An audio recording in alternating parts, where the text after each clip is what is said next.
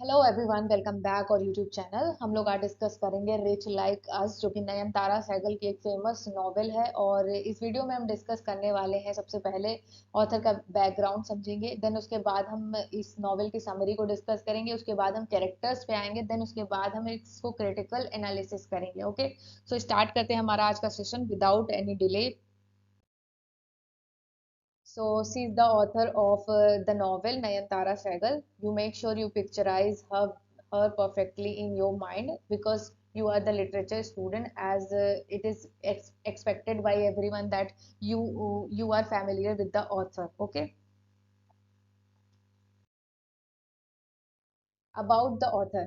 इनका family background देखते हैं। Nayantara Sahgal was born on May 10 1927। इनका जन्म हुआ था 10 मई 1927 को इनका जन्म हुआ था। Into a highly influential and political active family in India, जो कि एक इंडिया की काफी एक्टिव पॉलिटिकल फैमिली थी जिसमें इनका जन्म हुआ था।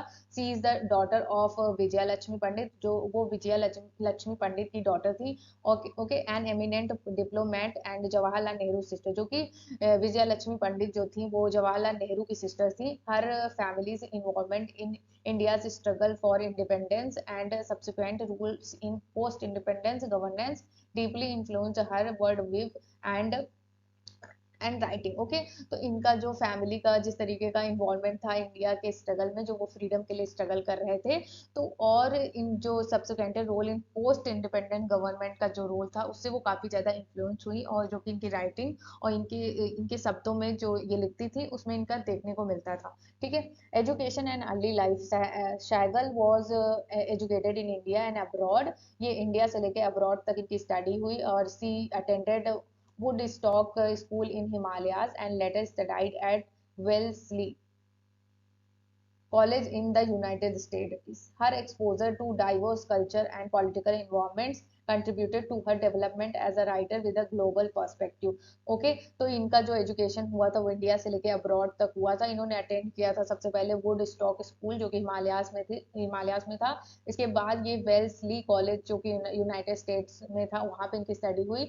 इससे क्या हुआ, इन्होंने एक्सपोजर किया अपने diverse of culture and political environment को, और इन्होंने कंट्रीब्यूट किया। और एज अ राइटर इनमें इन्होंने ग्लोबल पर्सपेक्टिव को ध्यान रखते हुए अपनी राइटिंग किया। ठीक है, क्योंकि ये इंडिया से लेके अब्रॉड तक गई, तो इनकी राइटिंग में भी आपको ऐसी चीजें देखने मिलेगी जो आज इंडिया से लेके अब्रॉड तक पढ़ा जा रहा है। ओके, राइटिंग करियर इनका क्या था। Sahgal began her writing career in 1950s, initially focusing on essays and short stories. Okay, तो ये इन्होंने जो राइटिंग करियर था वो स्टार्ट हुआ था 1950s में, जिसमें इन्होंने सबसे ज्यादा फोकस किया था एसेज और शॉर्ट स्टोरीज पे। She gained recognition for her debut novel prison and chocolate cake 1954। इनका जो एक नॉवेल था, ठीक है, प्राइजन एंड चॉकलेट केक, जो 1954 में आया था, जिससे इनको काफी ज्यादा फेम मिला।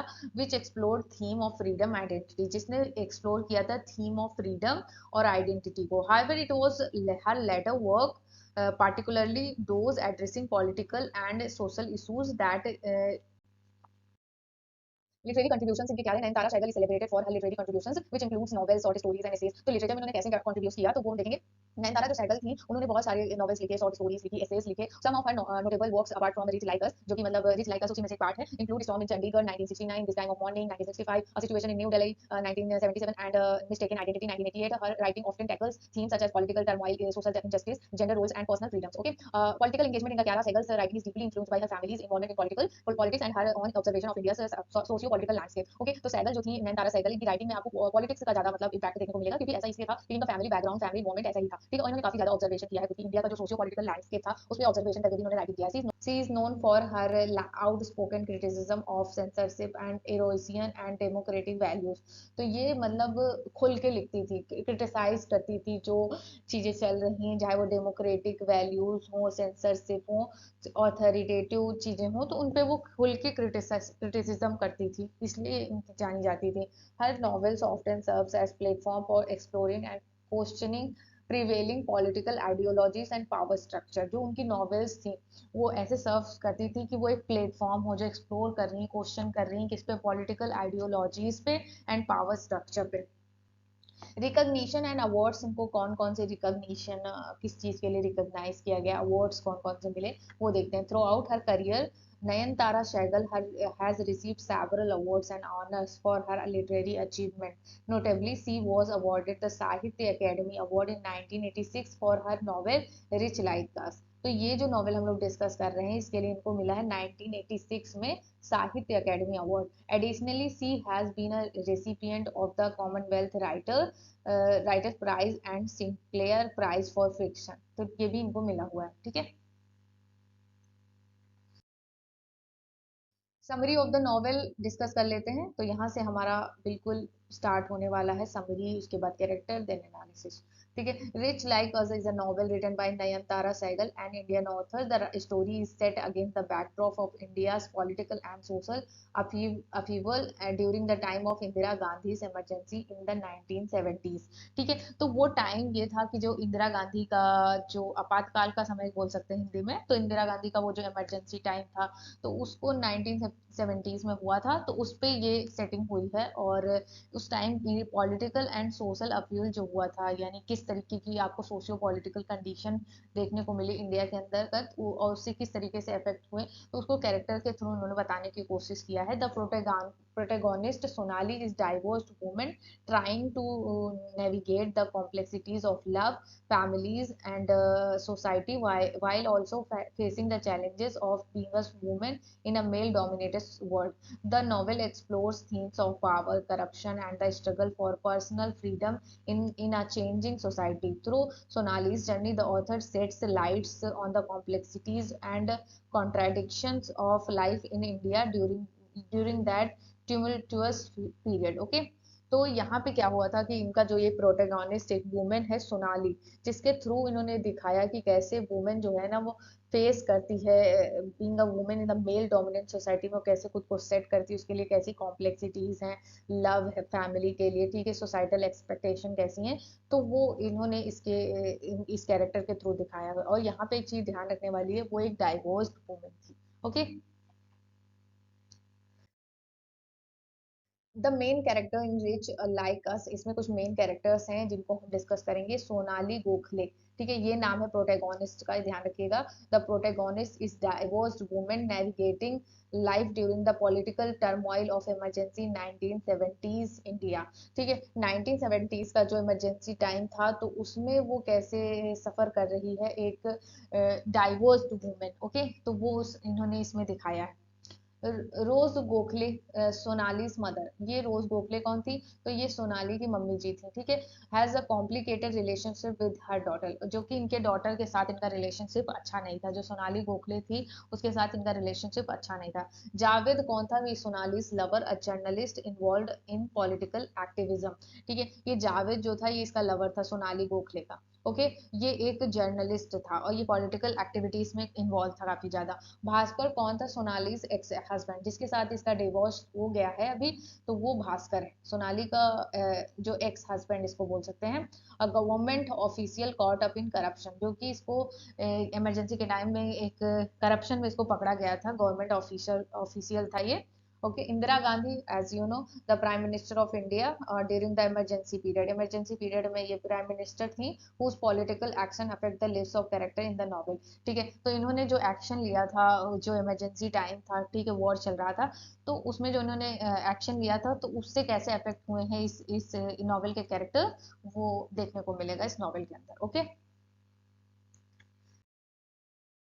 Analysis of the novel. Rich Like Us by Nayantara Sehgal offers a poignant analysis of Indian society during the tumultuous period of the emergency declared by Prime Minister Indira Gandhi in the 1970s. ठीक है. तो इस play के अंदर हम ये चीज इस पे बेस्ड है कि जो 1970s का जो इमरजेंसी टाइम था तो उसमें जो प्राइम मिनिस्टर इंदिरा गांधी थी, तो जो उनके पॉलिटिकल एक्शंस थे, तो उससे किस तरीके से इस नॉवेल के कैरेक्टर्स अफेक्ट हुए हैं, तो उसको उन्होंने डिस्कस किया. उसी पे मेन ये नॉवेल बेस्ड है. ओके. तो पॉलिटिकल कॉन्टेक्स्ट, इसका जो फर्स्ट एनालिसिस हम करेंगे इस बेसिस पे करेंगे. The novel delves into the political climate of the time, exploring the consequences of authoritarian rule, censorship, and the suppression of civil liberties under Indira Gandhi's regime. It highlights the abuse of power and erosion of democratic values during the emergency. Okay. तो आपको political context यहाँ पे देखने को मिलेगा, जो मतलब उस समय जो इमरजेंसी का टाइम था, तो उसमें जो इंदिरा गांधी प्राइम मिनिस्टर थी, तो उन्होंने जो एक्शंस लिए और जिस तरीके से उन्होंने सेंसरशिप और रूल सेपरेशन ये सब चीज़ें जो देखने को मिली इमरजेंसी टाइम पे, तो वो पॉलिटिकल कंडीशन की वजह से हुई और उसी को इन्होंने अपने कैरेक्टर्स के थ्रू रिफ्लेक्ट करने की कोशिश किया है। Social commentary through the characters and their interaction, Saigal provides a critique of various social issues prevalent in Indian society, including gender inequality, corruption, and the exploitation of marginalized communities. The struggles faced by character reflect larger societal injustice and disparities. Okay, तो social commentary क्या है कि जब इसमें आप देखेंगे character एक दूसरे से इंटरेक्शन कर रहे हैं, तो आपको वेरियस सोशल इशूज रिफ्लेक्ट होते हुए दिखाएंगे इंडियन सोसाइटी में, जैसे कि हो गया जेंडर इनइक्वालिटी, करप्शन एंड जो एक्सप्लॉइटेशन होता है मार्जिनलाइज्ड कम्युनिटीज का। तो ये सब इन्होंने कैरेक्टर के थ्रू वो स्ट्रगल फेस करते हुए इन्होंने दिखाया है। ओके, और by the character reflect larger, और कैरेक्टर जो है बहुत ज्यादा जो सोसाइटल इनजस्टिस एंड डिपारिटीज हैं उनको रिफ्लेक्ट करते हुए दिखेंगे। Character portrayals: the character in the novel serves as microcosms of Indian society, representing different phases and layers of socio-political landscape. Sonali, the protagonist, embodies the challenges faced by women in patriarchal society, while characters like Javed and Bhaskar symbolize the conflicting ideologies and moral dilemmas prevalent that period. Okay, तो character की के through इन्होंने portray करने की कोशिश किया है जो सोशल इंजस्टिस है, सोशियो पॉलिटिकल लैंडस्केप है, जैसे कि सोनाली जो प्रोटेगोनिस्ट है, तो उसके थ्रू उन्होंने दिखाया है कि किस तरीके से वो जो एज अ वुमेन उसके लिए कितना मुश्किल हो रहा है एक डिवोर्सी होने के नाते इस पैट्रियार्कल सोसाइटी में खुद को एडजस्ट करना। ओके,